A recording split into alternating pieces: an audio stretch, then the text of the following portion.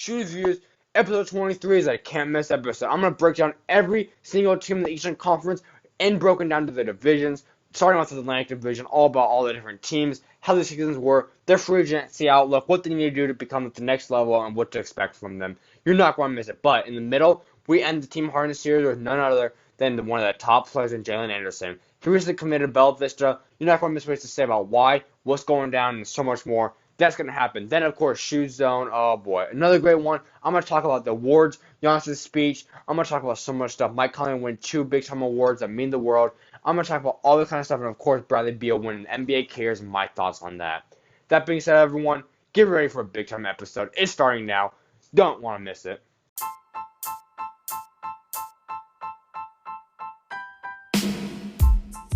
How's everyone's week going so far? I hope everyone's having a great week. But we're only days away from the start of the 2019 NBA free agency period, and rumors are flying everywhere, and I'm here to calm things down for you. I'm ready to give my takes on the Eastern Conference today. But without further ado, I'm your host, Zach Schumaker, and I'm at my home in Gilbert, Arizona. And I'm very hyped to get into today's show. Also, you're not going to want to miss what one of the newest members of Bella Vista has to say as he closes out the Team Harden Series with Jalin Anderson. That being said, let's hop right into the Atlantic Division. Alright, so let's kick off the Eastern Conference and the Atlantic Division. And with that being said, I'm going to talk about the reigning champions, the Toronto Raptors. Raptors went 58-24, won the NBA Championship. Wouldn't say that's too bad, right? That being said, I'm going to give a quick review. Obviously, this was the first year. They fired Masai Ujiri, became a profound general manager. He took one of the biggest gambles and risks in NBA history by firing Coach of the Year Dwayne Casey and trading out franchise superstar DeMar DeRozan to the San Antonio Spurs in return for Kawhi Leonard, the board man. Clearly, this was a huge move. Huge. Absolutely outstanding, you know? When you look at it, they had to make so many moves. They were a good team. And on the trade deadline, they made the Jonas Valanciunas. They did the CJ Miles. They moved a whole bunch of pieces over there. Delon Wright, picks, whatever. Jonas Valanciunas, they got Marc Gasol back. Big time move. After trading all those pieces away, they had to go fill out the roster. That being said, obviously, this is an A-plus season for them. Is there any other grade you could really give the Toronto Raptors? I mean, they accomplished it. Kyle Lowry showed up to me to become, no, he's not elite. No, should he be an all-star this year? Probably not. But he's a guy that's a championship caliber point guard.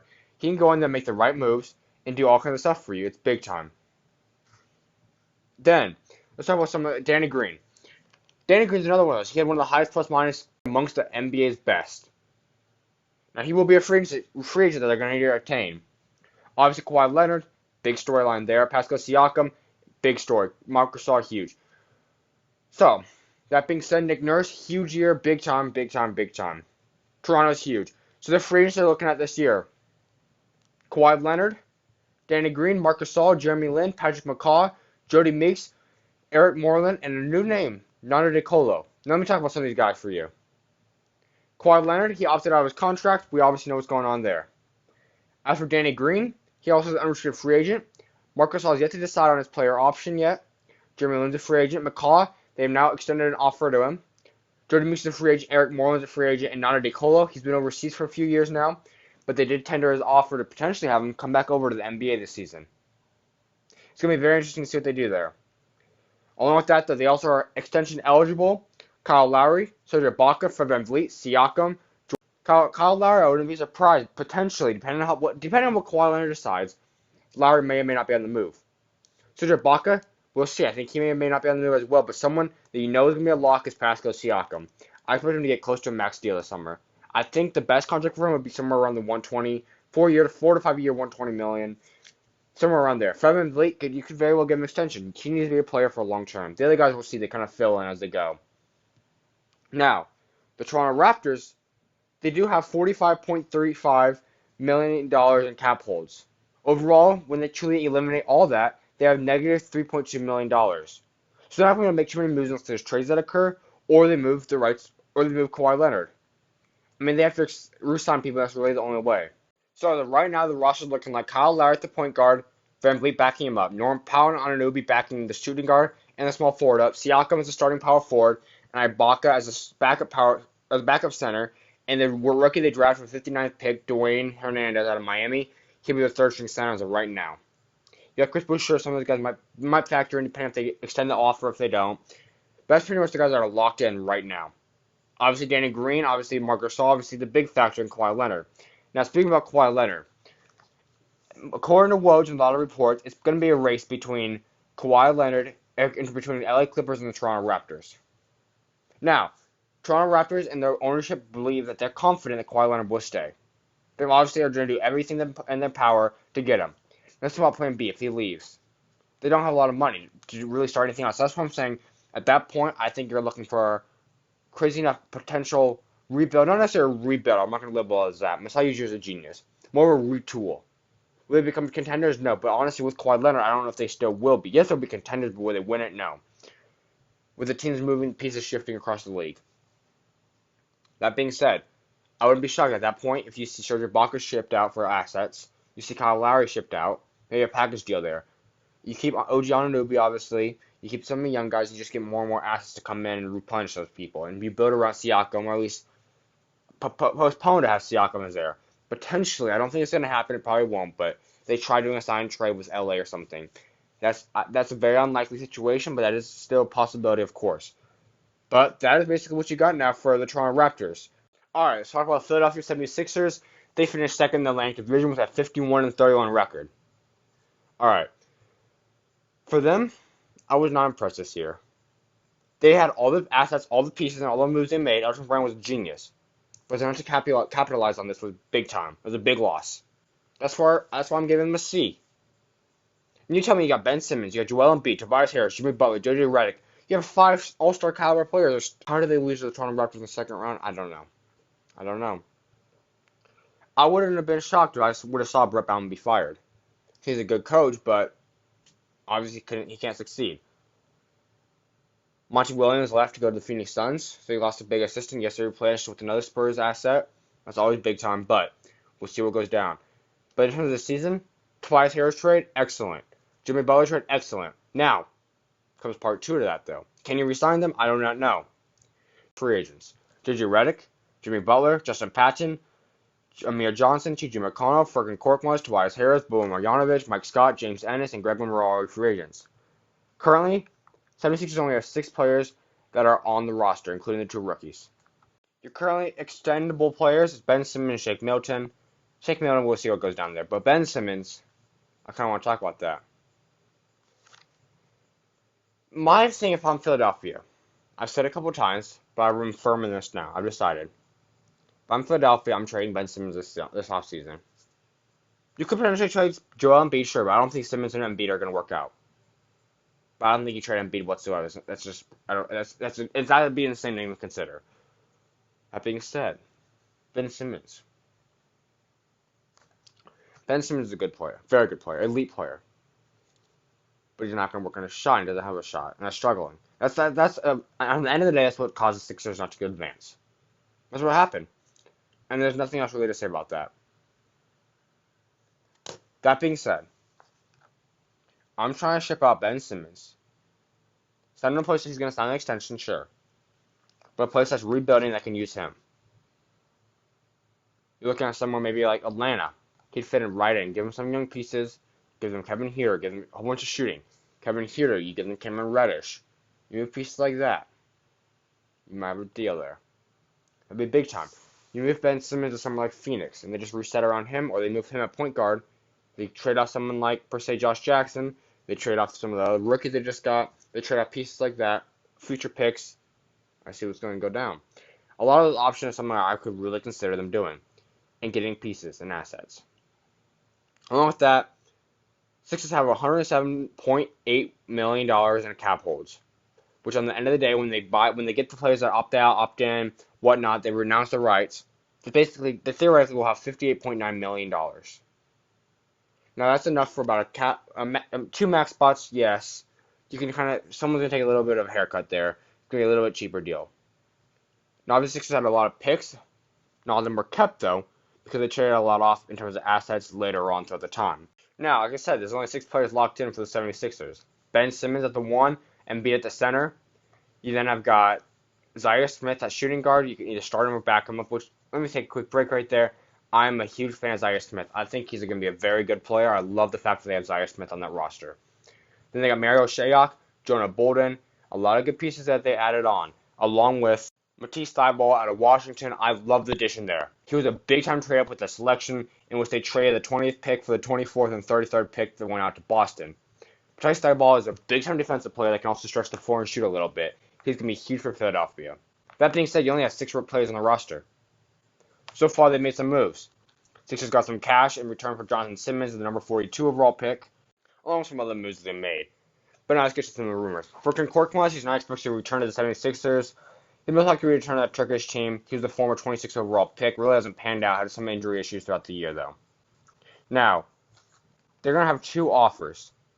They have to. The only way they're going to retain the 2 big guys are Tobias and Jimmy Butler. We all know that there's free agents for them. Of course, J.J. Redick as well, and he'll be commanding around $12 million per year. That's for Jimmy Butler. The only way they're expected to keep him is if they offer him a 5-year max contract. Jimmy Butler's main priority is a long-term and a max deal. Pretty reasonable. Now, Philadelphia has also expressed interest in Patrick Beverley, Marcus Morris, Ed Davis, Ish Smith, and Corey Joseph, and Terrence Ross. Now, you realize something there. Beverley, Marcus Morris, Ed Davis, Ish Smith, all of them are fierce competitors and in-your-face, in-your-grind kind of thing. They're also attempting to get another backup point guard to replace T.J. McConnell, not expected to return, with Corey Joseph or Ish Smith, and Terrence Ross will be a big-time free agent if indeed they lose Jimmy Butler and Tobias Harris, because you're not going to have enough money to re-sign somebody like Terrence Ross, all that. But in my opinion, trade out Ben Simmons, that's a different story. If they keep Ben Simmons, I say you only try to go after one of them. That's Jimmy Butler or Tobias. I said this before. Heading into the playoffs, Tobias was the lock. But now after the playoffs, Jimmy Butler's the lock. I tell you why. Jimmy Butler showed up big time in the playoffs and he knows how to play. Yes, Tobias will develop, but you can let him walk. He's got interest at other places. You give him that contract. Now, it might be a risk because he is older, but you fill out that bench. Bench is very much important. You go and add yourself to Marcus Morris. You go and add yourself a Pat Beverley and a Terrence Ross and Ed Davis. You add yourself a bunch of bench pieces. That's going to uproot you to a whole other level. That 51-31 might turn into a 59-60 win team in regards to also making this conference finals, not winning it all. Or at least going to winning the Eastern Conference. There's a lot of moves. They got a lot of stuff to get going. And Elton Brand, he's a genius. I've proven I love what Elton Brand's doing out there. But he's going to have to make some moves. Alright, it's time to get into this Boston Celtics stuff. Tell me they haven't been disappointing. I called it a little bit ago. I believe that Danny Ainge was a one-hit wonder in terms of what he's done. He had one of the biggest trades, biggest flashes, all the potential, all the pieces in the world, but somehow he's not been able to capitalize on it. Am I wrong? Looking at a team of disarray, dysfunction, uncertainty. I don't know what's going on with this roster. I mean, what is? They're a 49-33 win team, and people were saying, I wasn't, but people were saying that, quote-unquote, they were the easy win contenders. They were the next Warriors. They didn't even make it to the conference finals. They didn't. But Brad Stevens couldn't capitalize on it. Now, they had a new free agency. A man that people loved in Boston. A man that everyone completely adored. And Al Horford. He's opted out and is not expected to return. Kyrie Irving opted out. He's not returning. Marcus Morris, I don't know how much interest Boston has in re-signing him, but I don't know why. Terry Rozier we haven't heard much about because he had a horrible season. Daniel Tice, not much. Brad Wanamaker came in, played some decent minutes. Dozier and Hunter, we'll see what they do. They can extend Jaylen Brown, Gordon Hayward. Don't expect Hayward to get extended. I feel bad for the man, but he obviously was not himself. I would like to see Hayward actually dealt. To possibly open up a room for Boston, yes, but also just to be able to see what he can do if he's on a team of his own. That being said, the Boston Celtics currently have $109.6 million in cap holds, which when it all comes out said and done, when they release the cap holds and all that stuff, they have about $32.3 million, just about under a max deal. They got a big contract in Marcus Smart. They're committed to Jason Tatum. Expect them to extend him once he's eligible next year. I'm not really sure what they're going to do. They don't have a lot of players on the roster right now. I mean, it's not good news if you're a Boston Celtics fan. The roster's clearly in disarray. I just said that. I don't know what they're going to do. It's a very confusing roster. It's a very confusing situation for them in which they are struggling. They truly are struggling. As of right now, they went into the draft. They drafted Romeo Langford. They drafted Grant Williams. Drafted Carson Edwards. Drafted Tremont Waters out of LSU. A lot of good pickups. Speaking about a little bit, Romeo Langford's got slipped a little bit, but he truly ended up coming out in the lottery still. He's a very good player. I think if they use him right, we'll see how they use him. I like Grant Williams. I think he could very well be an next Draymond Green. Undersized, but he's just big. He wants to work hard, and he's a competitor. Carson Edwards, we know what he can do. You give him a moment, I could see him have a lot of that Isaiah Thomas in him. And I think he's going to put out a very good career for himself. Fred VanVleet as well. Tremont Waters, we'll see what he does later. A little bit of later on pick, but we'll see what goes down. And in terms of trades so far, they haven't really done too much other than trading Aaron Baines, the number 24 pick, for a future 2021 pick from Milwaukee, which was part of the Phoenix Suns trade. They also traded away Matisse Thybulle in return for the number 24 pick and the 33rd pick, which they ended up getting some good pieces there. But I want to talk about this. So right now you got a roster. The way it's looking right now, starters included. If you go into the season right now, you got Marcus Smart at the 1. You got Jaylen Brown at the 2, Hayward at the 3, Tatum at the 4, Robert Williams at the 5. You got Carson Edwards, Romeo Langford, Samuel Ojale, Yerson Yabusele, and Grant Williams backing them up. That's it. So that's about 10 guys. But that's a lot of young guys and a lot of rookies. They're going to need to do a lot of shaping up now. According to reports now we've seen, Horford, obviously, like I said, he wouldn't exercise a $30.1 million deal. He's looking to walk away. He wants a $3 to $4, maybe $5 million max deal. A lot of teams are targeting him. The good news I heard, though, the Boston Celtics and the Dallas Mavericks are both trying to pry away Kemba Walker, and Boston's at the front of the line. They also have room, and they want to move on, and they're interested in looking at Nikola Vucevic out of Orlando, big time year. I think he would be a lot like Al Horford. He reminds me a lot of him. They play the same kind of role. But Kemba Walker's a guy I could see. Perfect. He's got the Isaiah Thomas kind of attitude. He's not going to back down. He can lead a team. He just needs some other pieces around him. I think you put him in Boston, I think that changes the whole scope of things. I'll take Kemba Walker in terms of some situations like Boston over Kyrie. I really like the addition of Kemba. I think they should go all out. Now I've seen the Dallas Mavericks things, so that's why I really am intrigued. I think he might consider staying at Charlotte, but going to Boston would be a big time move that I love. That is what Danny Ainge. If I'm Danny Ainge, I'm going all out, selling all my chips to go get myself Kemba Walker. You gotta do it. You have to get Kemba Walker from there. You build the rest of the roster out. Because look, you give me Kemba Walker. You're looking at, I think you gotta keep Smart. I like a duo of Kemba Walker and Marcus Smart. I really like that move. Then I think Jaylen Brown, you trade him. Yes, you can extend him, but you trade him, you get some moves. You go and get yourself a center. Either go and get Nikola Vucevic to plug in there, which I like that squad. You move Hayward and Brown, maybe get a really good asset. I like the lineup of Kemba, Marcus Smart, Tatum, Nikola Vucevic, and one other piece via trade with Jaylen Brown, Rob, and Gordon Hayward. I think you can get something good out of it. I think you really could. I really, really, truly like that team. I think that's a team that Boston really needs to look at doing. You get a roster like that, you're just going to be competitive again. Because right now, the way this roster is forming, it is not pretty whatsoever. Brad Stevens, I think he's on the hot seat as well this upcoming season. We'll have to see what he does. All right, Brooklyn Nets time, folks. Y'all know I'm going to like this one again. Because the thing I've been predicting all year long, and that people might have laughed at when I first said it, it's coming true, folks. I would be shocked if it doesn't happen. You guys know what happened. This season was incredible for Brooklyn. And they have a big-time season coming up ahead of them. And I'm ecstatic for it. The point is, Brooklyn Nets 42-40. They aren't supposed to win more than 29 games. They weren't. Kenny Atkinson and Sean Marks put together a heck of a crew, and we know what those boys did.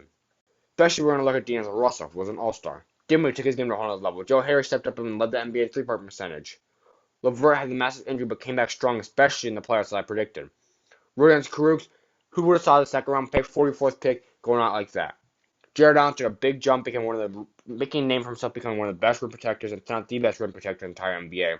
And Davis was the best backup big man in the NBA by far. Your free agents, they have DeMar Carroll, the free agent. They have D'Angelo Russell, which is restricted. We know the big storyline behind that. We got Ed Davis, Rondé Hollis-Jefferson, which they did not extend the offer, so don't expect him to come back to Brooklyn. Jared Dudley, and we're waiting to see what Theo Pinson and Alan Williams are up for. Extension candidates. Karis LeVert, Shabazz Napier, Joe Harris, and Travion Graham is a team option deal. So depending on what happens, if they need to clear some money, Travion Graham would be the guy to go. Same thing with Shabazz Napier. But Karis LeVert, I expect him to get a big deal right after the free agency period, right after they lock up the stars they want to get. I expect Karis LeVert to get the deal done. Joe Harris, we might see that happen too, although Joe Harris might be dealt in return for a couple extra dollars in cap space. Salary cap, Brooklyn has $77 million in cap holds, along with 66.9, we want to call it $67 million in space. So on Brooklyn roster right now, the starting point guard, the way the starting lineup would look right now would be Spencer Dinwiddie, Joe Harris, Karis LeVert, Rodions Kurucs, Taurean Prince, and Jared Allen. Your backups would be Musa, Jalen Hands, Torian Prince of Rhode Island was not starting Nicholas Claxton. I like the moves. Brooklyn obviously traded back and got Nick Claxton, or they didn't trade back, but they used that pick and got Jalin Anderson, to be honest. But they wanted to do that to clear the cap space, because second-round pick is way cheaper than a first-round pick. That being said, it's a good move. Nick Claxton's a guy that I think I was huge on the combine watching him, and I love the addition of Nicholas Claxton. He'll be huge for Brooklyn. You're going to potentially be paying up 3 7-footers in the near future, or in a year out once Kevin Durant gets playing. But you're going to tell me you're going to have Jared Allen, Nick Claxton, and Kevin Durant. That's big time. Jalin Anderson, another player. He slid. Not necessarily slid, but he came on a high school top player. Obviously didn't pan out well, but Sean Marks picked him. And if Sean Marks picks you, that's a high accolade. That's something to watch out for. I expect Jalin Anderson to have an impact on this roster, especially if the point guard position is a little bit on edge. Not trying to trade, Sean Marks already pulled the trigger a couple of times. We've seen him pull a trade. Torian Prince, a 2021 second-round pick for Allen Crabbe, the 17th pick, and a future pick. Big time stuff. He wants max spots. He got it. And Torian Prince is a huge player I think could truly lock in a part of the core with Musa, with LeVert, with Rodions, with Jared Allen, now with Nicholas Claxton. I really like that. And of course the draft pick stuff I talked about in the LA Clippers trade, in which we now have the Philadelphia 76ers pick next year in 2020. Which is going to be a nice pick. You trade back a year when you're already locked up cap space because of the max deals, and you just get to add on and go over the limit. I really do like this moves. If I'm Brooklyn, what do? I'm getting Kevin Durant first and foremost. Whatever you have to do it. If it means Kyrie Irving, which ends up theoretically meaning no D'Angelo, you do it. Kevin Durant, I don't care. It's a risk. But Kevin Durant is a generational player that even if his athleticism is gone, he will be able to score at will. Now, I realize this. Let's say he never gets to play again. Let's say he never even plays at a good level. Well, what do I say? I say do it again. It would stink, yes. But his name is Kevin Durant, and I cannot pass up on a man like that. He will work his butt off, and I think he has a chance to come back just as good, if not better. If anyone can do it, he can. Now, the other part. Kyrie Irving or D'Angelo. Now, this is before. My only thing about Kyrie is, well, he actually wants to go there for the first time, and he has teammates, and he knows his place on the team. I like that idea. I truly do, and I want to see what happens like that. But I don't want to lose D'Angelo. It really makes me upset, to be honest. D'Angelo, what he's done for franchise, what he's done, period, it's been incredible to let him go. Now, D'Angelo really wants to stay at Nat, we've heard in the conversations, but people have talked now. If Kyrie comes, D'Angelo leaves. It's an overwhelming favors now for Brooklyn to land Kyrie Irving, and they're just favorites by a little bit to land Kevin Durant now. And like people say now, if indeed Kevin Durant cannot come, if Kyrie Irving's not able to recruit Kevin Durant to come with us, Brooklyn may just stop pursuing Kyrie Irving. Bold move, but I think it's worth it. We'll see what goes down there. Now, Dinwiddie's another trade candidate, I see from Brooklyn. Depending on what happens, how the offseason continues to fold out, Dinwiddie might be on the move. Someone like Phoenix, someone that needs a point guard because they could not address it really well in the draft. But that's what we got for Brooklyn Nets. It's going to be big time. They're going to be one of the biggest players by far this year's free agency, as I've called for about a year now. I've been waiting. There's no one believe me, but look, it happened. Finally, in the Atlantic Division, we're going to talk about the New York Knicks, the 17-65 record, in which Andre Iguodala just said, nobody's going to the Knicks. Sorry. Well, after the free agents, though, Mario Hezonja, Emmanuel Mudiay is restricted, Luke Cornet's restricted. Noah Vonleh, Alonzo Stringer was not picked up. Kadeem Allen, Isaiah Hicks, DeAndre Jordan, and Billy Garrett, which has now been declined, so he's a free agent officially. Extension eligible players, Damian Dotson, John Jenkins, Henry Ellenson. I don't expect Damian Dotson to be picked up. I think there might be a chance to sign to 1 or 2 extra year deal. I really like his game. Now, New York Knicks, they have a salary cap of $65.5 million in cap holds, with a total salary cap of $60.4. Well enough to sign 2 max players, especially if they release guys like Lance Thomas. You also let go of guys like John Jenkins, Henry Ellenson. There's moves to make that I think will go down. David Fizdale, I really like what Scott Perry, Steve Mills, and David Fizdale have done out there. Dolan, I'm still not sold on him. We'll see. Now, obviously that's what's going to go down, and we expect for almost a whole year. So all you fans have been talking all about the New York Knicks, and who do I keep hearing about the New York Knicks who they're going to sign? Oh yeah, Kyrie Irving and Kevin Durant. Well, I literally just finished up talking about that, I feel, right? I literally just started done talking about where I think Kyrie and Kevin Durant's going, and that's not the New York Knicks, no. So who is the New York Knicks going to truly get? We'll see. As of right now, though, their roster pans out like this. You have Dennis Smith Jr. at the 1. You have Alonzo Trier at the 2. RJ Barrett at the 3. Kevin Knox at the 4. Mitchell Robinson at the 5. A really solid starting lineup for a young core team. Then Ntilikina backing him up. John Jenkins, Damian Dotson, John Jenkins, Henry Allenson, and the other rookie from out of Michigan, Ignaz Brazdeikis. So, you look at this. The only trade they really made so far was the number 47 overall pick for the number 55 overall pick in cash considerations, what Sacramento got. Obviously, they got the 47th pick, which is Ignaz. Sacramento got Kyle Guy with the 55th pick. So what is New York Knicks going to do with this? Well, obviously they have rumor mill all over. Now, originally, all the way back on May 10th, there was a 95% chance that KD and Kyrie were going to team up in New York. That's what Stephen A. said. Also, that's not likely now. You look at who they're eyeing: DeAndre Jordan, the Morris twins, DeMarcus Cousins, and Julius Randle as mutual interest, and of course Nikola Vucevic. A lot of teams have Vucevic in there. They're going to at least have meetings with it because he's a solid player you can have. But what are they going to do? Well, I'm not sure. DJ doesn't seem like he's going to go there if Kevin Durant's not there. It seems like he's going to go to Brooklyn. So, what's going to happen there? I'm not sure. Kevin doesn't sound like he's going to go there. I heard too much. So, like Chris Middleton be the guy? I don't know. If I were New York, I'm keeping this team. I'm maybe signing 1-year deals so maybe compete with them. Give me little guys to compete with, little juice, little veterans. Give me someone like Beverly in there. Give me some guys like that. Besides that, I'm not sure what they're going to do because I don't think they're landing star players. I just don't. I really don't see where this is going to come from. It'll be interesting to see, though. But that's what you guys got for the New York Knicks, though. Coming up next, you're not going to miss the final episode of the Team Harden Series as recent Bella Vista commit and transfer Jalin Anderson joins the show. Oh boy, it's going to be something you're not going to miss. It truly is going to be a grand finale to a great series. Stay tuned, everyone. Coming on right after this. I'm extremely excited to welcome one of the newest members of Bella Vista and Team Harden star Jalin Anderson to the final episode of the Team Harden Series. How are you doing today? Good, how are you? Pretty good.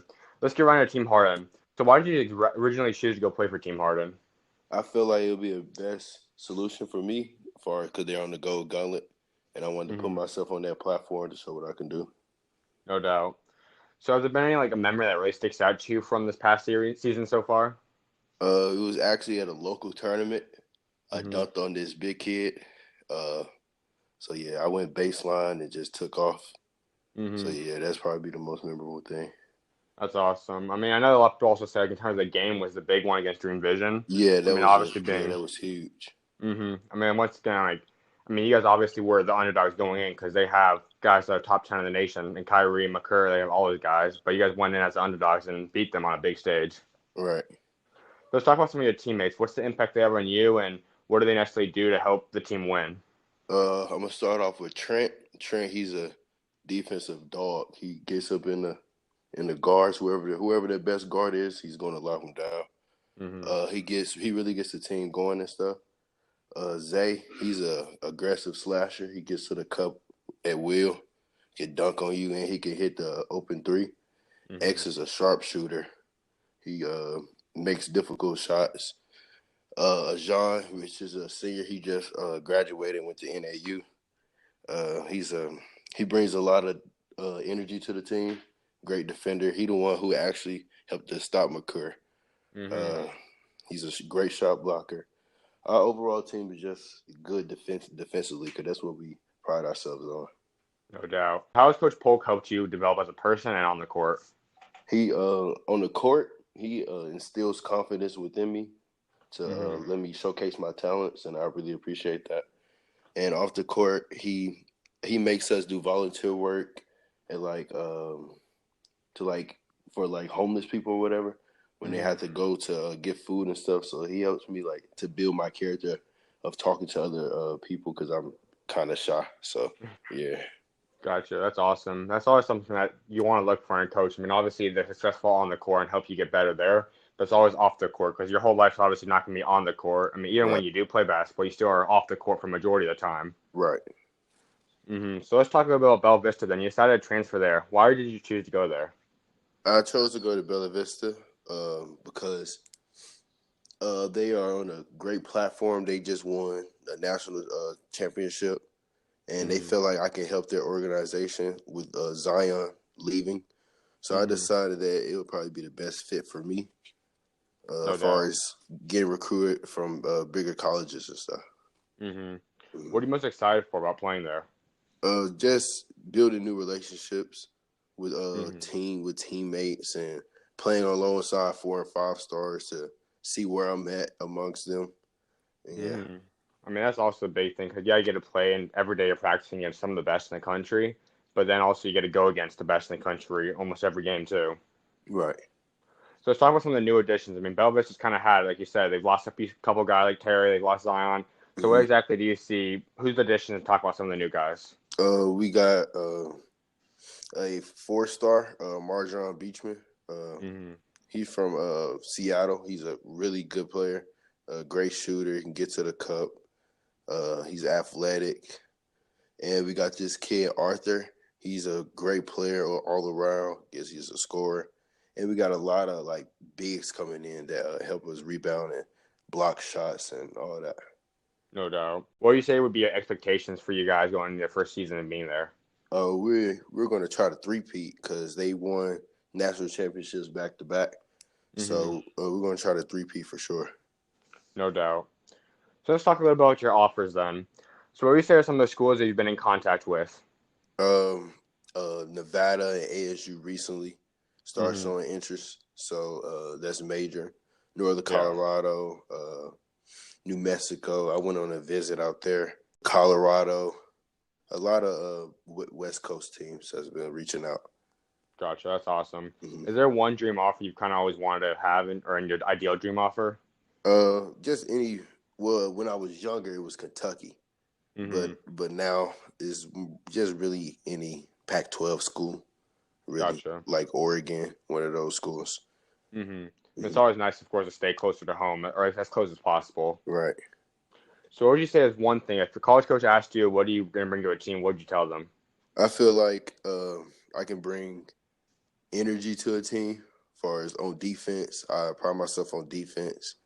I can get my teammates involved. I'm a pass first guard, but I also know I can score. So, Mm-hmm. yeah, I'm a good shooter, but I really look to get my teammates involved. No doubt. So what's your opinion? Like, obviously, people I refer to you as being one of the top underrated players in the country, especially in Arizona. But what would you say is your opinion why some colleges are not actually looking out at you? Because I feel like there's a lot of hype around these other guys who are getting these offers, and it's really Mm-hmm. just the people they're around are politicking for them. Mm-hmm. And but because I know some coaches haven't even seen players play, and they just going based off relationships. So, Mm-hmm. but what I'm looking for is just whenever I do step on the court and I play against these guys, I'm gonna make sure I'm going to kill them. No doubt. And that's definitely like you just said. I mean, there's a lot of hype around a lot of people depending on what team they play for and all that. I mean, I mean, with the technology the way it's going, I mean, it's obviously media's got better, but it's still hard to catch everyone, which is why, I mean, for you especially, going to Bella Vista is gonna be huge, being able to play on a platform where there will be colleges watching. Right. So who would you say are some of the most underrated players in Arizona? Uh, Alongside myself, I say Uniza Toure. Hmm. He's an underrated guard. He averaged like 25 points on 16U gauntlet. Isaiah Floyd, he's a dog. Xavier Dussel. It's a lot. It's a lot. Trent Hudgens on my team. Pretty much Hmm. every player on my Team Harden team is underrated. No doubt. Yeah, it's a lot. It's a lot of guys out here that's underrated. I mean, I've talked about it before. I mean, so many guys because there are so much talent in Arizona between the prep schools and even in-state, where it's Right. so hard to like honestly for college. I mean, it's hard to catch everyone, especially since they're not allowed to watch every game throughout the year. Where I mean, if there's more and more colleges can keep watching these guys, I mean, you're gonna see more and more guys like Brandon Clark, like Jarrett Culver, like a lot of these guys that go Mm-hmm. unranked. They weren't scouted out early on. Right.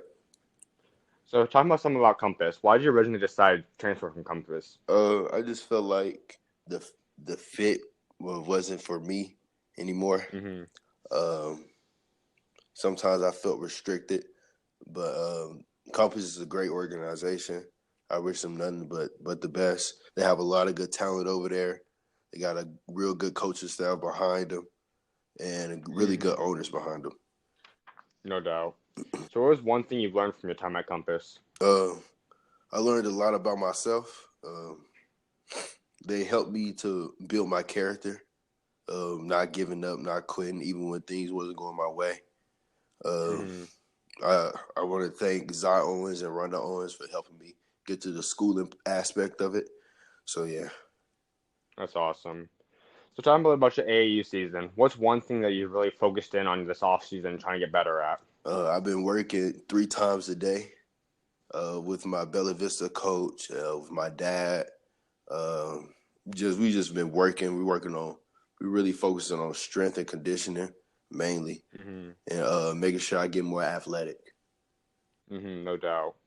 So is there one skill you think if you add to your game, you're going to take your game to a whole other level? Probably athleticism.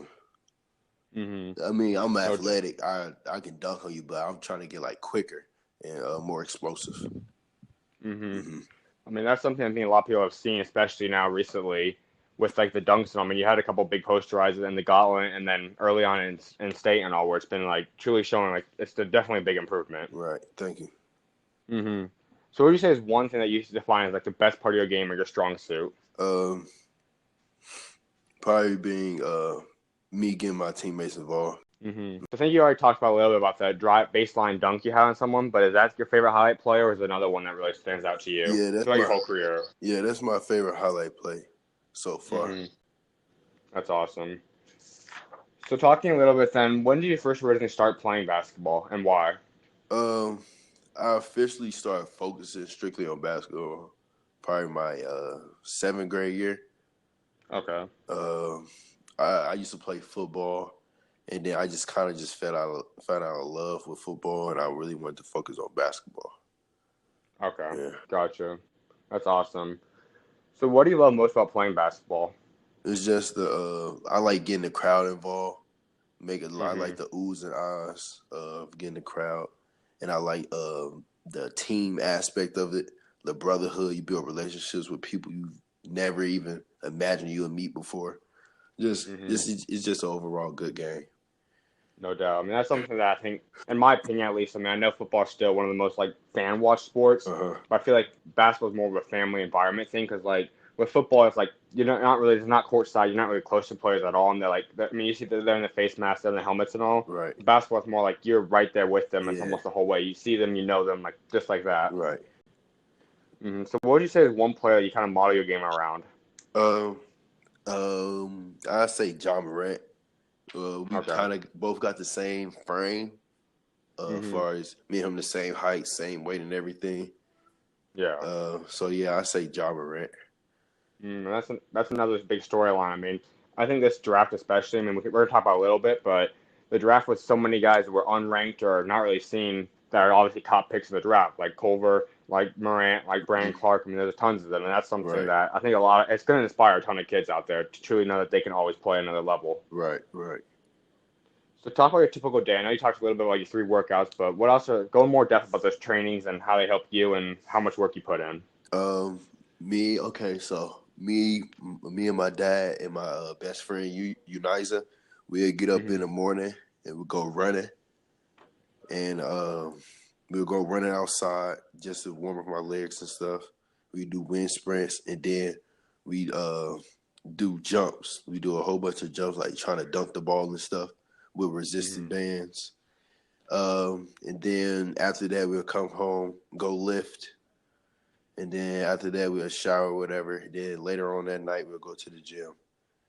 And then, that's awesome. Yeah. And so if we don't go outside in the morning, we'll go up to Bella Vista, and we'll go work out with my trainer, with my coach.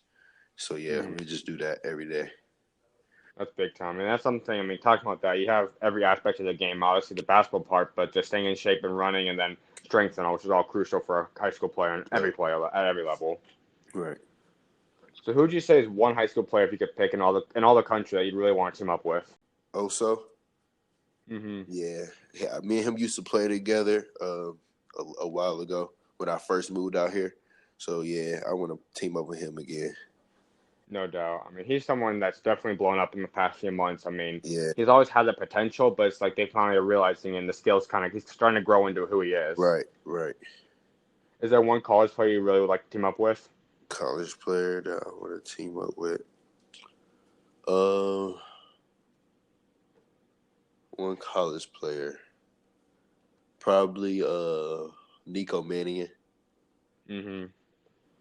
Yeah, Yeah, he's definitely someone. I mean, he definitely can get anyone to a whole other level. I mean, the way he sees the court and can play, and he's athletic. I mean, anyone can look good with him, especially if you put someone talented like you alongside him.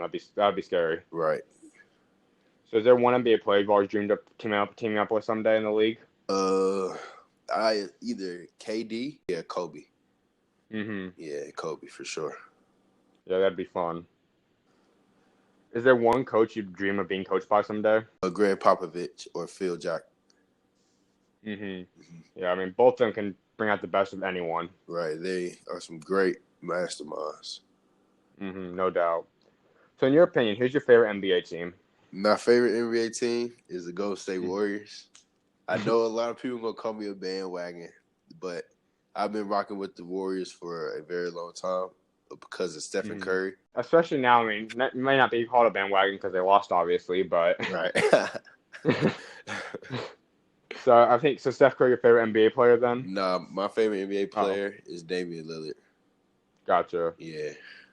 I mean, he's definitely someone too. I mean, I think he's one of those guys that it's almost hard to like not have respect for just because of the fact that he's always, I mean, he's always pushing himself to the limits. I mean, he's almost got the Steph Curry part where they're not necessarily super tall. They're not modern day players, but they work their butts off and they Right. become a high level player. Exactly. Mm-hmm. So let's talk a little about the draft. Who, in your opinion, is the top 5 players that's going to pan out in them this year's draft class? Number one player, I say Ja Morant because Mm-hmm. that's my favorite player in the draft. Ja Morant, Zion, Cam Reddish, R.J. Barrett, and I'll say Kevin Porter Jr. Mm-hmm. Yeah, he was definitely him and Keldon Johnson. Obviously, Bol were big time sliders in the Yeah. draft. That was kind of crazy. Uh-huh. I think like I said once again. I think guys like the guys that slid, like Colbert, Ja, and Brandon. I mean, they've obviously taken down the doubters all the way through, and I think that's gonna help them a lot in the league as well. Right. So, what would you say was the biggest surprise to you throughout the draft class in terms of where someone was picked? Definitely Bol. Mm-hmm. That was insane. He went second round. That's And got crazy. traded. Right. Yeah, that's crazy. I know. I hope someday. I don't know if it will or not, but we find out why. 'Cause I feel like if it was truly like they kept saying he just didn't really care about playing basketball, I don't know why he still would slide that far. I mean, he's 7'3" or whatever, and he Yeah. can shoot all that. It's like if he quits playing basketball, oh well, you waste a late first round pick or early second round. Right. But I mean, I was shocked. I did not think that was going to happen, especially since people were saying. I mean, he started off the season at a top 5 pick. Right. Yeah, even though the mock draft they have him in the top 10. So, Mm-hmm. yeah. I know. I mean, people say he was sliding, but not like that. I don't think anyone could have said that. Right. That was crazy. Mm-hmm. So who would you say would be a steal of the draft? I'll say Cam Reddish. Mm-hmm. Yeah, Cam Reddish is definitely he's probably the best scorer in the draft. Yeah. Mm-hmm. Yeah, I mean, part of that thing is in the college aspect. I mean, yeah, it's fun watching with Duke, but if he goes somewhere else, would it maybe have made him better? We could have spotlighted and shown his skills better. I mean, you never know, but Yeah. that's something that you have to watch and see. I mean, obviously, he's in the NBA, we'll see what happens because Wendell Carter pulled up big time last year, too. Uh-huh. All right, so let's talk about free agency that starts in a couple of days. Where do you think Kevin Durant will end up signing? I feel like he's gonna stay with the Warriors. I mean, he really has no reason to leave. Mm-hmm. So yeah, I feel like he will either stay with the Warriors or probably go to the Nets or something. Mm-hmm. I think it's gonna. I mean, whatever happens, we know is out this year. I mean, theoretically, it'll be 18 months because that's the offseason after next year. But I mean, it really depends where he wants to rehab. That's the end of the story. I mean, Right. so let's talk about what about Kawhi Leonard? Is he staying in Toronto? Or do you think he's gonna leave? I feel like he's gonna stay. They Mm-hmm. literally just won a ring, so I mean, if he leaves, he would be an idiot. I know. I mean, I hate referring to anyone like that, but I don't see how you would want to leave. I mean, Right. there's not a better scenario you can go to. Right. Like you just won a ring, so I mean, he has no reason to leave. And it's not like a scenario with Kevin Durant where there's going to be an asterisk next to it saying, well, you won because you were tons of superstars. Right. You know, people were making fun of his second and third best player. Uh-huh. It's like he's being praised as potentially being the best player in the NBA right now. You can't get a better scenario than that. Exactly. I mean, we'll see. I mean, I think Clippers would be the second best place for him in terms of where he looks like going, but I just don't see how you leave Toronto. Right. And then how about Kyrie? Where do you think he's going to be going? Kyrie, I don't even know. He's everywhere. I don't even Mm-hmm. know. Yeah, I mean, who? It's crazy to see whatever it does. I mean, you see a new alert almost every day between L.A., Brooklyn, New York, Boston. Sometimes. I mean, Yeah, who knows? Kyrie's going. I don't know. Yeah.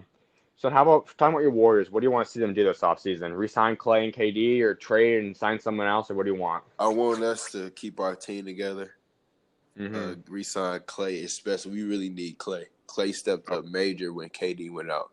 So yeah, we really need Clay. Hopefully we get KD back. We acquired Jordan Poole. He's another sharpshooter. mm-hmm. So yeah, we should be straight. Absolutely. I mean, especially with Clay. I mean, obviously, he's probably gonna miss a year. I mean, he might come back for the playoffs and all, but the ACL, thankfully, is not the Achilles. It's something that it's gonna be harder. It's a painful and hard recovery. But there's Right. very rarely that players can't come back and be themselves, if not better, from that. Exactly. But, I mean, it's gonna be interesting to see. I mean, obviously, it doesn't sound like Boogie's gonna stay, according to Coach Kerr. But I mean, they might have to make some moves. Cause also extending Draymond and all too might get a little expensive. Yeah. So let's talk a little bit more about you yourself then. So who do you say has been your biggest role model in your life? My dad for sure. He's helped me through everything. He's helped me with life, not only basketball, but with life, school, um, everything, anything I can imagine. He's helped me through it. Mm-hmm. That's Yeah. awesome. Has there been necessarily a coach or an older players kind of taking you under their wing? My coach back home, on my middle school, he's really helped me. That's cool. So the final thing I always like to talk about is about God. And he always is the first thing in my life. And I just want to know, how has he helped you throughout your career so far? He's helped me through literally everything in my life. He gave me the passion to play basketball. So I pray to him every morning, every night, just to cover me and my family. Mm-hmm. Yeah, but he's helped me through everything. That's awesome. I mean, he's always the person that is always there as long as you're willing to talk with him. Right. So, well, it's been great chopping it up with you, bro, and I can't wait to see how you kill out Bella Vista this next year and the rest of your Harden season. Best of luck to you. Thank you. All right, God bless. You too.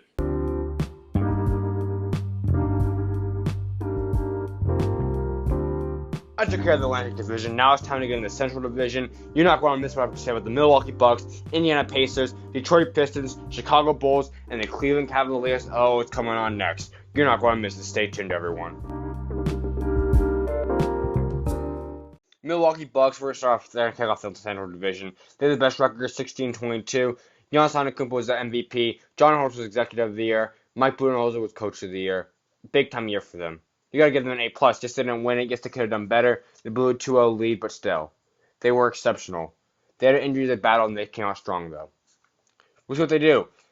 Obviously, they have a pretty solid starting lineup with Bledsoe, Brogdon, Middleton, Giannis, and Brock Lopez, but they have free agents.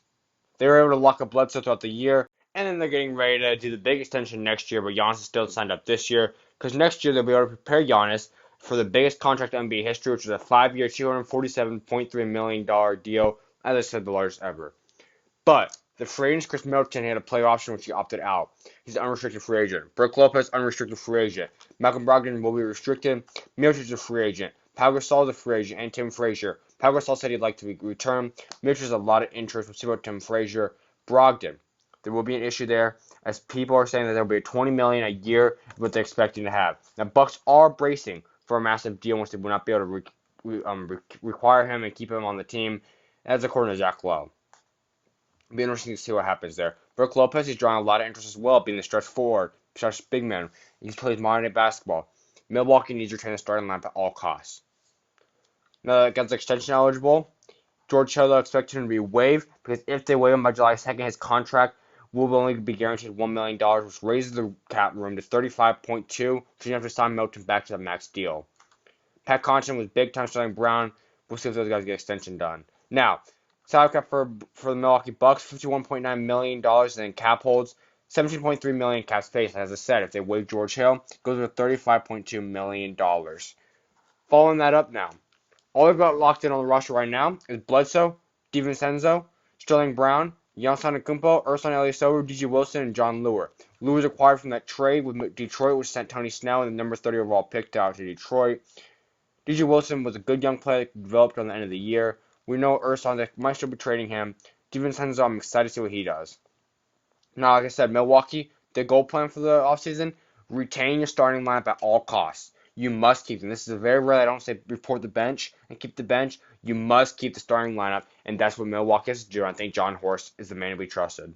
Next up for the Central Division, we're talking about the Indiana Pacers. They went 48-34, even without Victor Oladipo, which isn't expected to play until midway through the season next year, which is a big loss. So that being kept in mind, you must look at retaining and getting other options to replace Victor Oladipo, as much as it might be unfortunate. Now, their team, not really sold. This is not a contending team, even if Oladipo was healthy. Miles Turner, I'm sold on. Sabonis, I love. Victor Oladipo, I love him. Aaron Holiday, I like him. The rest of the guys are really up in the air. TJ Leak showed signs. Now, free agents for the Indiana Pacers: Thad Young, Boyan Bogdanovic, Darren Collison, Wesley Matthews, Corey Joseph, Kyle Quinn, Edmund Sumner, we have yet to hear about, and Devon Rue is a free agent now. Tariq Evans, remember, he was banned from the NBA because of the drugs. He'll be able to reapply to get back reinstated into the NBA in 2 years. But he's not on the roster anymore. The NBA will confiscate the Indiana Pacers for the money. Extensions eligible: Domantas Sabonis and Alizé Johnson. Expect Domantas Sabonis to really get that extension. I think they are really high in Sabonis, as I would be. He's a big-time addition. Now, they have a cap hold on $91.2 million. Expect that to drop really quickly. As you see, guys, a lot of those guys will be picked up other places and then will not remain here. I think Indiana is going to look like a whole other roster. Point is, on the end of the day, they're going to have $32.5 million of cap space. That's enough to go sign your point guard. We've seen a lot of guys that are interested in, such as Ricky Rubio. We've seen D'Angelo Russell rumors. People have now said they are a top free destination point. They're up there with Brooklyn. They're not necessarily in the high limit, but they're up and looks like second-tier teams. Bogdanovic is one of those players that you have a walking waypoint, just like Malcolm Brogdon. If someone wants to bid so much money on them, they're going to pull out. That being said, what you got in Indiana Pacers is a lineup of Aaron Holiday, Oladipo when he returns. The TJ Warren trade was a big addition. I love that. McDermott, Sabonis, TJ Leaf, Alizé Johnson, Miles Turner, and the rookie Goga Bizadale if he comes over indeed. Let's talk about that. The trade. TJ Warren and the number 32 overall pick was shipped over from Phoenix Suns for cash consideration, a trade that I don't understand what the Phoenix Suns did. Caruso thought that was going to go to Uber, but that's time for the next episode. They also had a couple other draft pick moves. As I said, Indiana Pacers have a nice little team. I think there's going to be a whole lot of different roster. I would be shocked to see Sabonis back on. I'd be shocked to see Boyan Bogdanovic back on this roster next season. Because when you look at it, TJ Warren, he's going to replace him. He's a perfect replacement for him. Boyan Bogdanovic can go to another team that might pay him more. McDermott, I'll see what happens there. We'll see what they do there. But I think you're going to have to really look at getting that point guard. Aaron Holiday, I'm very high on, but he can be that shooting guard until Oladipo starts. And if you sign Rubio to a one-year deal, Holiday can take over next year. You have the starting lineup of, let's say, Rubio, D'Angelo. I say Rubio, Oladipo, Warren, Sabonis, and Turner. If indeed he's healthy, that'd be nice. Bizadale I like as a high person too. And of course, Damian Millen, big time coach. He's obviously earned everyone's respect. At least he's earned my respect amongst the NBA. Next up, the Detroit Pistons, the 500 team with a record of 41-41. Detroit, interesting roster.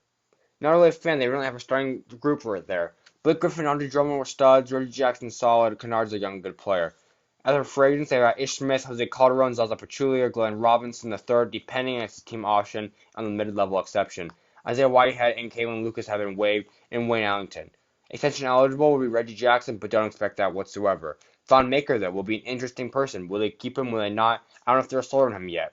Andre Drummond, I think he deserves it, but for some reason the NBA does not like him. I don't understand it, but we'll see. And as for Langston Galloway, he played big time.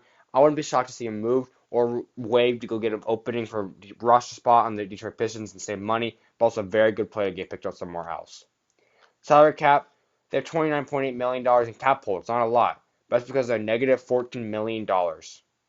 They don't have any cap room. This is pretty much the roster unless they're able to move Reggie Jackson's contract, which I suggest.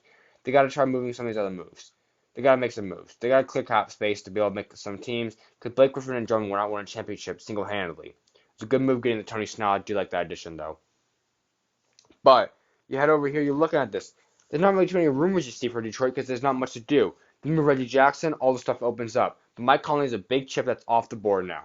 But as of right now, you're looking at a roster. You got Reggie Jackson, you got Luke Kennard, you got Sekou Doumbouya, you got Blake Griffin, Andre Drummond, you got Tony Snell, you got Bruce Brown, you got Langston Galloway, Kyrie Thomas, you've got Jordan Boone, you got Svi Mikhailiuk, You got Davidas, Servaitis. You got a lot of good pieces. You got pretty much a full roster. Now I'm talking about the draft picks. Sekou Doumbouya, perfect pick at number 15. I love the guy from France. I've said it before. He has the potential to be something like Giannis. If he works his best and if all goes well and he gets in the right situation, he can become like that. And who else better to develop you than Dwayne Casey? That being said, though, he could also become something like Siakam. There's a lot of guys you can compare him to. He's a very skilled player. I like what Detroit drafted there. He's going to be something that could potentially build this team around in the future. Servaitis is someone you're probably going to see held overseas for a couple of years, and Jordan Boone will be on a two-way contract. That was a very great way to see when he got drafted and the way his family reacted. That was much love and family. Now, obviously, they trade Tony Snell, John Lure, number 30 overall pick, came over to Detroit as well, which they're in this trade out then. Point is, big time day for them. I like them. If Tony Snell's another good forward, he can help mentor DeBeo. There's a lot of different stuff you're going to see. As I said, Detroit's not going to be able to see too many moves because they don't have much money, but they do need to make moves because this team, I thought was an elite team last year, but they need to go see what's going on there. The Chicago Bulls finished with a record of 22-60. They had a big-time addition throughout the year. The front office between Gar Foreman and John Paxson, the Gar Pax, whatever you want to call it, really impressed with them. Jim Boylan loves the extension to him this offseason. Obviously, they got a team that's up in the air. Chris Dunn, I told you guys, was not sold for me in terms of being the starting point guard of the future. They made that move in the draft by getting Kobe White. But the free agents for Chicago Bulls, they have Robin Lopez, Ryan Arcidiacono, which they did extend the qualifying option offer to. Roy Alkins is not really expected to be there. Wayne Simon will not get the offer done. Brandon Sampson is a free agent. Timothy Luwawu, Walt Lemon Jr., and Jakar Sampson. Now, extension guys you might look to see, Chris Dunn. I think he'll be traded. There's a rumor now that they said it's truly going to be a legit fight between Dunn and White for the starting point guard. I don't believe that whatsoever. I expect Chris Dunn to be on the move. Harrison's a good player, but don't expect an extension. Valentine, I'm not sure. We'll see what they believe in him. Porter will not be extended, but I think he's a player they like, and also another trade candidate to watch out for. Antonio Blakeney, he's got a team option, I believe, but you're going to have to see what goes down with him. It's going to be up in the air. Salary cap room for the Chicago Bulls. They have $40.7 million in cap holds. If that all gets broken down, it's going to go down to $18.57 million in cap space. I'm just having some good veterans. Another good piece to make a couple trades. Maybe take on a bad contract like J.R. Smith, but get an asset along with it. That being said, Chicago Bulls right now have a lineup locked in of Kobe White, Zach LaVine, Otto Porter, Markin, and Wendell Carter. Love it. You got backers with Dunn, N'Keal Harrison, Antonio Blakeney, Denzel Valentine, Chandler Hutchinson, Daniel Gafford, and Cristiano Felicio. Talk about the draft. Kobe White, I like him. I don't know how well he's going to be able to run a team, but if he's hardworking, he'll do well. I like his size, though. I think it's going to be a very good thing to see what the entire coaching staff and Jim Boylan and a lot of that crew can do. As for Daniel Gafford, I told you guys, he's one of my biggest sleepers. He reminds me so much of Mitchell Robinson. He's going to be big time. Big time addition there. I think he has a chance of taking Wendell Carter's junior spot. As crazy as that might sound, or he's going to be at that point where they might just trade him for a high-valued piece. He's going to become a very high commodity. I love Daniel Gafford's game. He'll be huge. Chicago got to steal the draft with Daniel Gafford right there. Also looking into signing Patrick Beverley. That's Patrick Beverley's hometown, Chicago. I think he'd be perfect there. No one better really to mention in terms of getting intensity and all that. Look what Beverley did with Shai Gilgeous-Alexander, Linda Shamet, and putting him with these young guys out here in Chicago. I love that idea. I definitely think that's going to be a big-time move. Chicago's got some moves to make this summer, but they're definitely heading in the right direction. For the final team in the Central Division, the Cleveland Cavaliers, they finished with a record of 19-63. Really interesting to look at right now. They got their new head coach, John Beilein. Going to be really interesting to see what he's going to do out there. Really interesting. He replaced Larry Drew in the interim job. Kobe Altman's done an incredible job. Now they have some pieces out there. Sexton really is a good piece. T.D. Osman. Clarkson's going to be interesting. You got Kevin Love, Tristan Thompson, Ante Zizic. A lot of good moves, pieces. But free agents, training providers retired from the team. He will no longer be there. David Nwaba, they did offer the qualifying thing. Jeremy Blossom game, he will not be there. Ding Adele, same thing. Marquise Chris, will be interesting to see what they do with him and who gets him. He's a young asset that's been moved around quite a couple times. Nick Stauskas, they expect to retain. Now, extension eligible. C.D. Osman, I expect to maybe get him a 1 or 2 year deal. Tristan Thompson, I believe he'll be traded. I love Tristan Thompson, but I don't know if he's going to be staying in Cleveland. Maybe, maybe not. And don't forget John Henson is a very good player from Milwaukee. We'll see if he can regain himself back in Cleveland and what happens there. Daly, I think you're just going to let him go. Jordan Clarkson, though. Expect him to be on the move, or keep him maybe, but I expect him mostly to be on the move. As an elite six-man scorer, a lot of people realize how valuable a bench player is, and they extend him there, or just have him on a 1 year deal. Brandon Knight, I don't know if he showed enough to get an extension. And J.R. Smith, expect him to be waived very soon. Because if he's waived by June 30th, he will only be guaranteed about $1 million. You will then be able to cut $15.68 million, so he'll be the waiver trade in the coming days. Expect to see that soon. Now, Cleveland, they have $26.5 million in cap holds, which overall, when you look at the cap space, is negative $36.4 million. They have max deals all over the place. This is a very bad roster for being negative 36.4. That's why I'm saying expect to see Tristan Thompson move. Expect to see Kevin Love move. Maybe even Larry Nance, although I think they are very high on Larry Nance still. Now you look at Cleveland Cavaliers. This is the starting lineup. This is what they got on the roster right now. It's a lot of players and a lot of pieces that I'm very high on.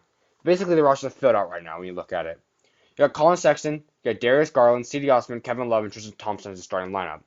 Your backups, Jordan Clarkson, you've got Brandon Knight, Kevin Porter Jr., and Larry Nance Jr. Then you're also going to have in Matthew Dellavedova, J.R. Smith, don't expect to keep him there though, Dylan Windler, Ante Zizic, and John Henson. Once again, Kevin Love and Thompson might be moved. You're going to see a lot of things though.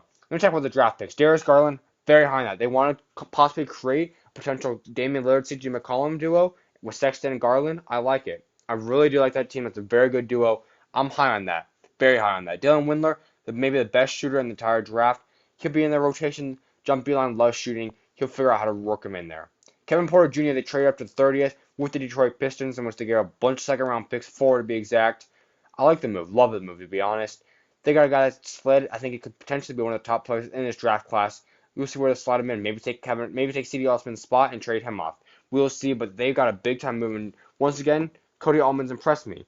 Kobe Allman's one of the best general managers in the NBA, and he's showing why, folks. He's rebuilding a very bad Cleveland Cavaliers team in the post-LeBron era.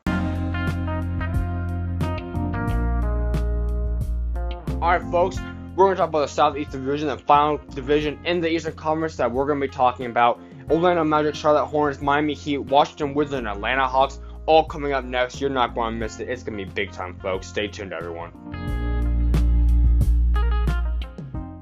So the Southeast Division, not really respectable, to be honest. You look at it. Orlando Magic, 42-40 with the best record. Everyone else was under 500. Not a very positive division whatsoever. Point is, let's get into it. Orlando Magic, very big, shocking year. Got to give them an A+. No one's how to be doing this. I predicted them as being one of the worst teams, actually the worst team in the East. They came out, made the playoffs, won against Toronto Raptors, showed out big time. What Steve Clifford, John Hammond was able to put together was fabulous. Now you look at this team, though. They have a lot of moves that's not really for certain. I don't really like the way they're looking at it now from here on out, though. It's not looking good. Free agents got Nikola Vucevic, Terrence Ross, Jaren Grant, Kevin Birch, they extended the qualifying offer to, Jerome Martin, Troy Copain, Emil Jefferson, they also extended the offer there. They picked up the team option for Wesley Owundu, and Michael Carter-Williams is a free agent. That being said, Vucevic might be on the move. Expect him. They want to retain him, but I don't see why. You have Mohamed Bamba. Unless they're worried about him, or if they move Bamba. But Bamba's a modern-day center that you want to keep around. I love Bamba. Watching him, the way the game's developed, especially in the last year, they must keep him. The way Kevin Birch played as being a backup big man, I don't see why you don't keep him there. Then you see Terrence Ross, one of the best 6 men in the NBA this year. You've got to find a way to keep him, but if he moves to Philadelphia somewhere, you're going to have to find a way to find bench reinforcements. Also, you're going to look at different pieces like that, but you look down at Wesley Owundu is going to be a good pickup there. Michael Carter-Williams, let's say you retain him. He's a very good backup point guard. You got to see what Markel Fultz does as well. He's going to come in off the injury. Extension eligible players, DJ Augustine, Evan Fournier, Mozgov. Mozgov didn't play this year. We'll see what he does. I think he's just going to be sitting there at the rest of his contract. DJ Augustine, I wouldn't be surprised. I like him being there, but I wouldn't be surprised if you tried trading him. You need a point guard, and I don't think he's going to like being demoted to backup. Evan Fournier, same thing there. He's a good player. I think he'll be better if he takes a backup role and he's a bench player somewhere else. He could become a really good 6-man. As for salary cap, they have $69.44 million in cap holds. When it's all said and done, they have $17.74 million in cap space, including the draft pick. It'll be real interesting to see what they do with that, as it's going to be a different moves there. There's not much you can do there. They can try going to go pry away, maybe something like Exum in a trade. We'll see what they do. In terms of the roster right now, you're looking at DJ Augustine, Evan Fournier, Markel Fultz, Melvin Frazier, Jonathan Isaac, Aaron Gordon, Mohamed Bamba, and Timothy Mozgov. They drafted Chuma Okeke. He might be ready by the start of the January-February round trade deadline, around the All-Star weekend. We'll see what they do. The only trade they had was they traded second-round picks to the Lakers, in which they were then drafted Talon Horton Tucker out of Iowa State. Once again, Orlando Magic, we'll see what Markel Fultz can do. But I say you got to look at this. Maybe Aaron Gordon's moved because they got Chuma Okeke. Trade Aaron Gordon, let Vucevic walk. Rebuild this roster. Make sure you keep Isaac a primary focus.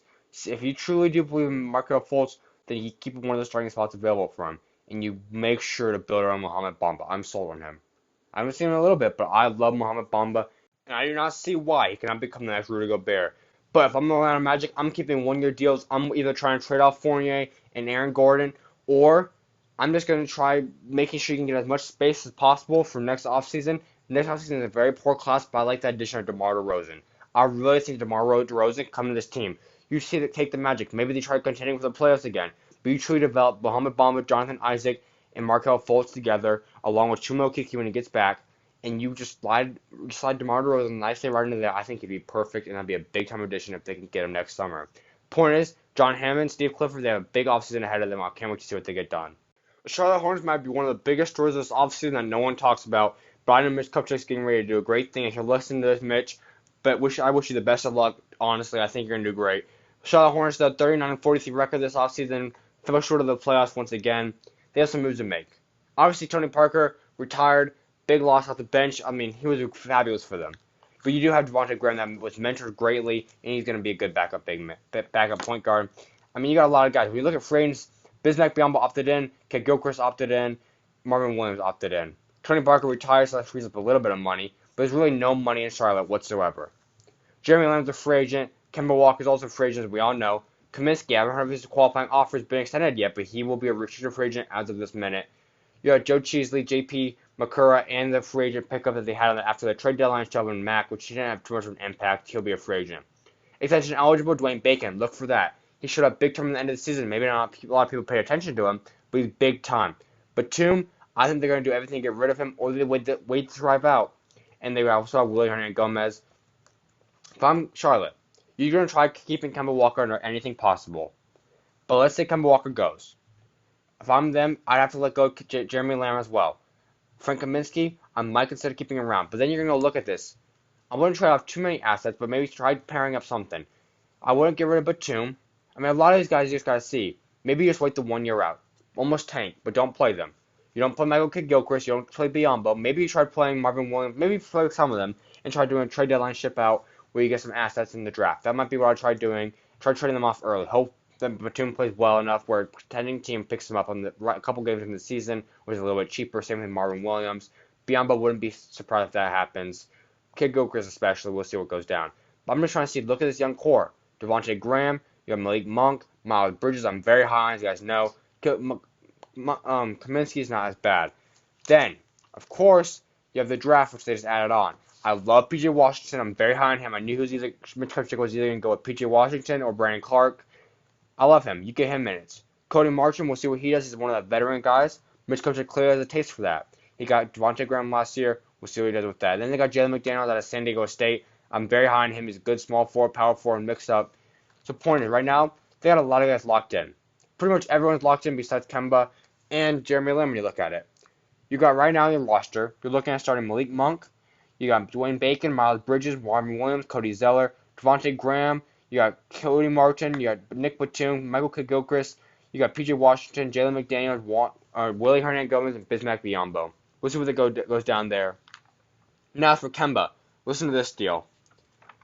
He can go for the 5-year, $221 million deal. Now, if he wants to go with another team, the most he can get would be a 4-year, $141 million deal from any other team. That's a $41 million difference.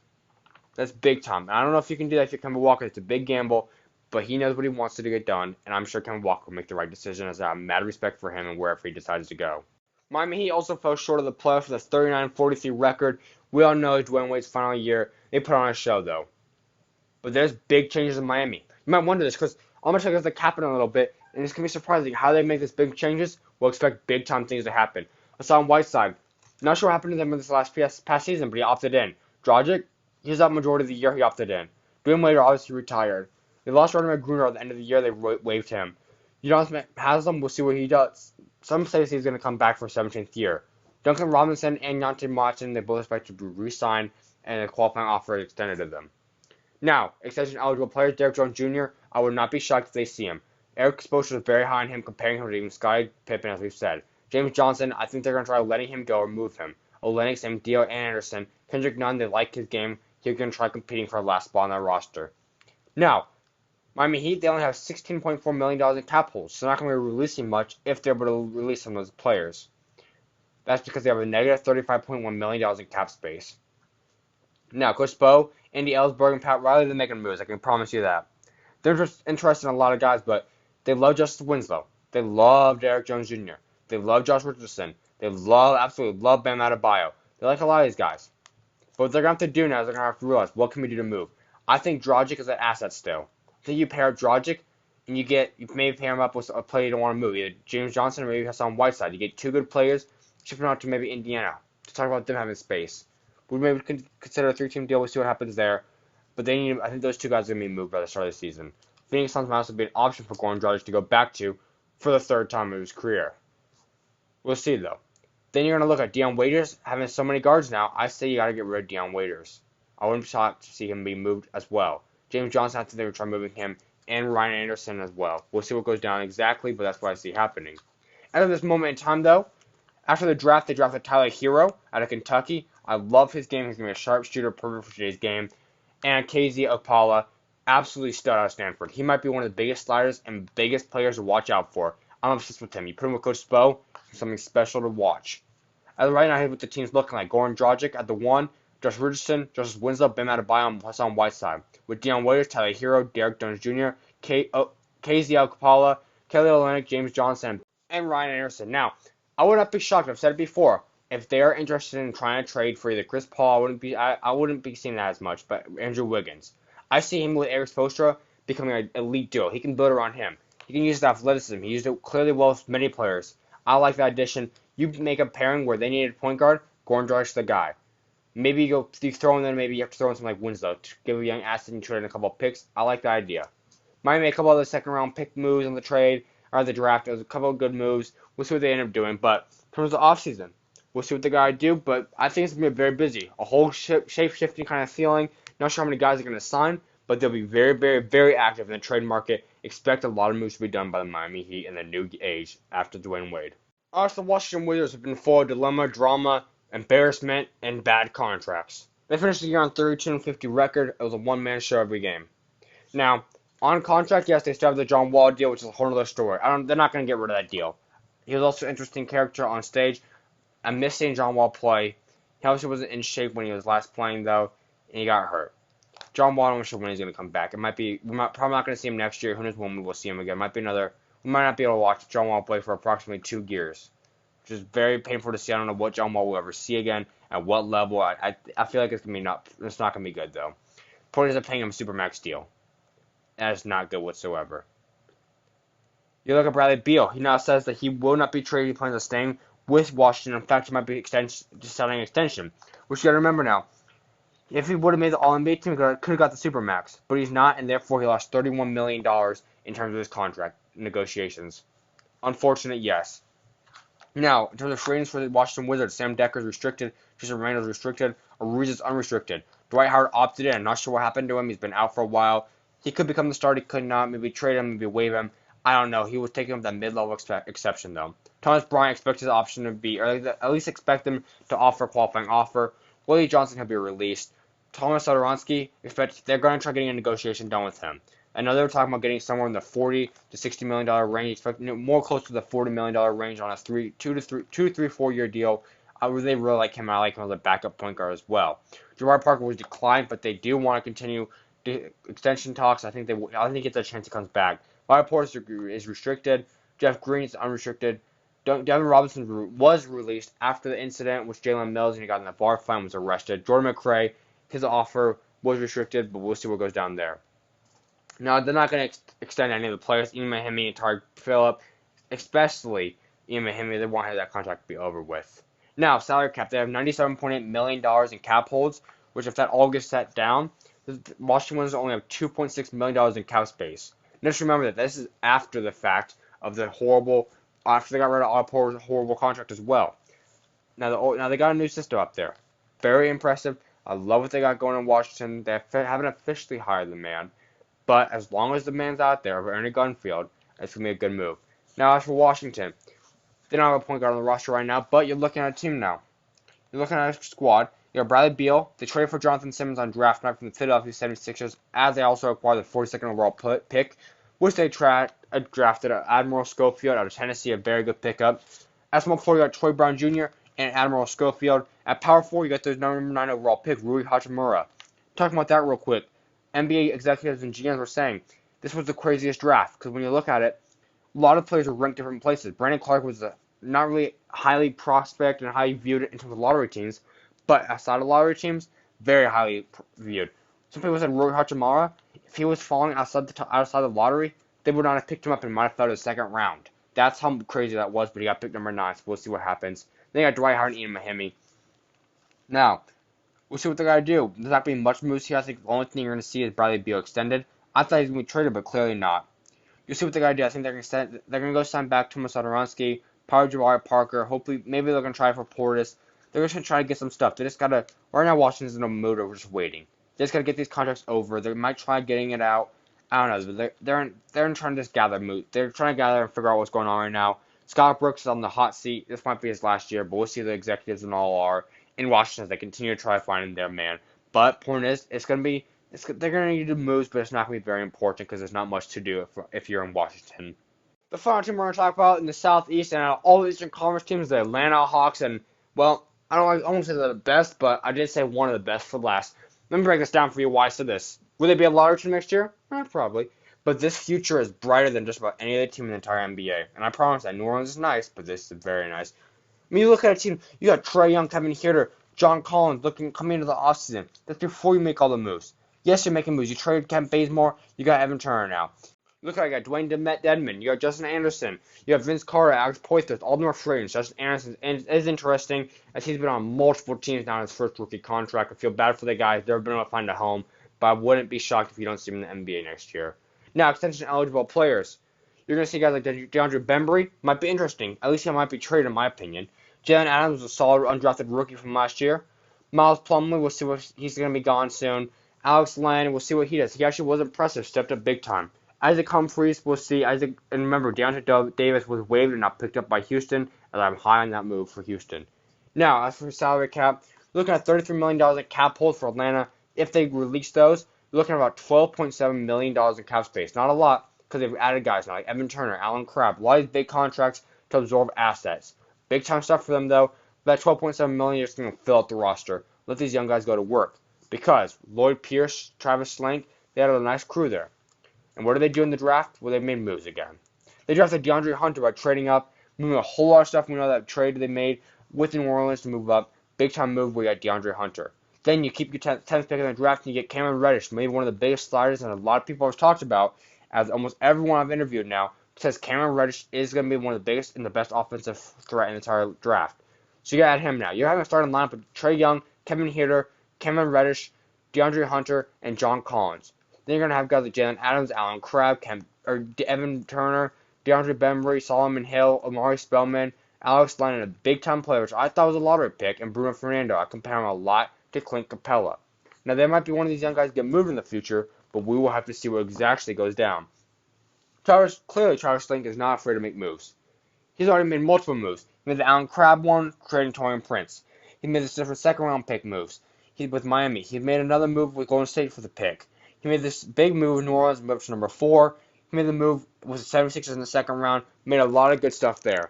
You're looking at this, you know there's going to be stuff that's going to get done. They're not necessarily targeting one specific guy. Some people might have heard about DeAndre Jordan as a potential person. I mean, there's lots of different guys you're just going to kind of look at and see who would fit best under the cap limit, but mostly prioritizing the young guys. Will Vince Carter return there? Not sure. It's Vince Carter's final year, as we've all heard.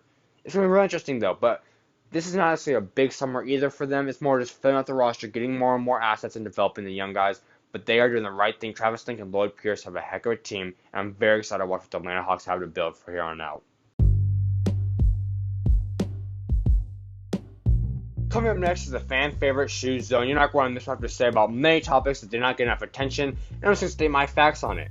You're not going to miss it. Coming up next, SchuZ Zone. Stay tuned, everyone. So I just want to start off with SchuZ Zone. I know I already told you guys we knew who was going to probably win it. Mike Conley won both Teammate and Sportsmanship Award. Couldn't go to a better person. You know what this means? Him going to Utah is a perfect fit.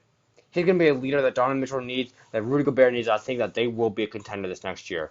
The bridge is wide open for who wins it next year, and Utah right now has one of my votes. Also, I want to talk about Marc Gasol. Corner Danny Green, he was too drunk to just talk on the championship parade, which is part of the reason why we never heard him speak or anything. It's interesting. I mean, he's been in the league for a long time. Very good person, but clearly, well, yeah.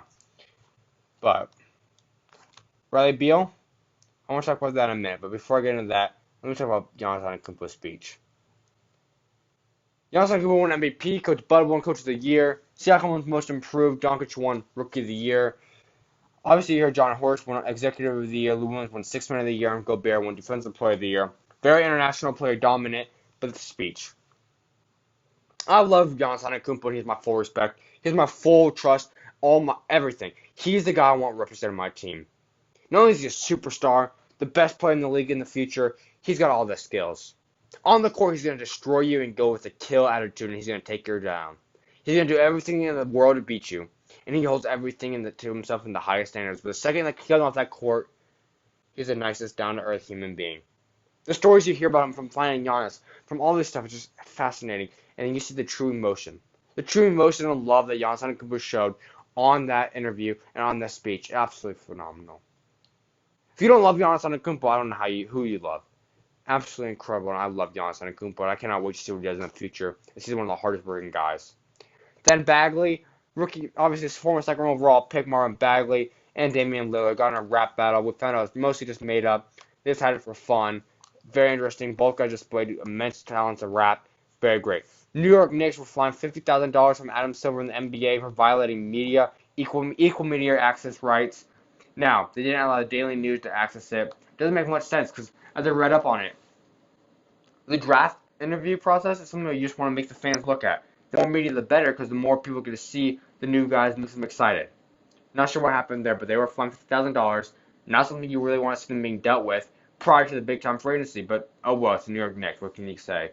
Finally, I want to end up with something that just irritates me a lot, folks. This is what SchuZ Zone's about, and I am excited to talk about this, but trust me, folks. Bradley Beal, well done. The NBA Creators Award couldn't go to a better person, but you want to know what? Most people didn't know what he did. Honestly, I didn't even know that much about what he did. Because the media doesn't want to share that. I wish I could know what the stories were for every last one of the guys up for that nomination. Because the media does not do a good enough job. I want to learn about this stuff.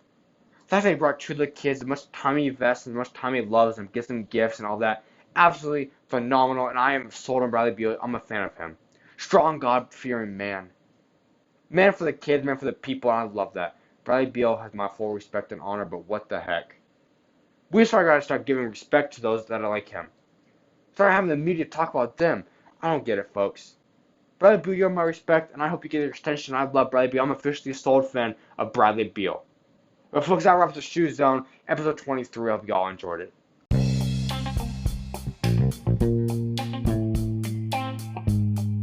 Man, thank you so much, everyone, for joining me today on SchuZ Views, episode 23. It is now in the books. I also wanted to give a huge shout out to Team Harden. I couldn't be happier about having the Team Harden Series. I hope you guys all enjoyed it as much as I did. It was a great time talking to all of them, and I wish all you guys the best of luck in the rest of the Team Harden Series and your senior year. Can't wait to watch you guys. That being said, though, upcoming, we have a whole bunch of special guests you're not going to miss. We have some of the biggest guys that have been rising from Arizona, from the Section 7 tournament, such as Ty Washington, Ty Harper, Carson Basham, Ashton Hardaway. We're going to hear from Marjon Beach Camp. So many guys that you're not going to miss. Then, on July 15th, oh boy, Devin Cambridge, one of the highest flyers, one of the biggest names of the summer, will commit on SchuZ Views. Trust me, you're not going to miss that. Then, following that, we're going to start the Strive for Greatness and Blue Chip Series. LeBron James teams. Oh, it's going to be so great. You're not going to miss that. Trust me. We've also got deals done now where we will be doing a Dream Vision Series. We're working on a Compton Magic Series. We've got all different kinds of stuff going. We got Hillcrest. We got Compass coming on.